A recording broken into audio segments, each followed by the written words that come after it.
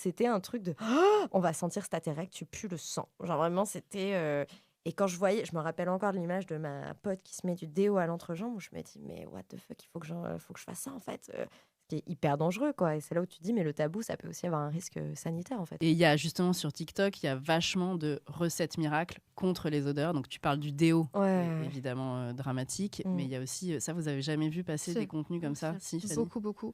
Il y a beaucoup de choses comme ça qui existent alors que, enfin, on va te dire oui, il faut que tu laves avec tel produit, il faut que tu fasses ça, ça va aller mieux. Alors qu'en fait, quand tu t'intéresses un petit peu Mm. à des études médicales ou de sexologue, bah, en fait, le vagin il se nettoie tout seul, il faut Mm. surtout pas le laver. Mm. Tu peux laver la vulve, on va dire, tout ce qui est Mhm. les lèvres Extérieur. externes, le clitoris et tout, mais c'est tout. Faut pas, surtout pas aller à l'intérieur parce que ça se nettoie tout seul. Et sur les odeurs, c'est vrai Mm. que parce que ça continue, ça c'est fou. Et puis c'est Ouais. parfois dit entre guillemets avec bienveillance, tu vois, mais sauf que non, c'est pas ok. En fait, Non.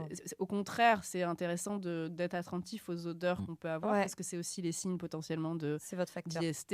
Mm. Donc Mm. c'est important de le voir. On touche pas de toute façon. En fait, Voilà. votre corps, il vous livre des messages par votre vulve Ouais. ou par votre gland. Apprenez à les écouter, quoi. C'est la chose étrange.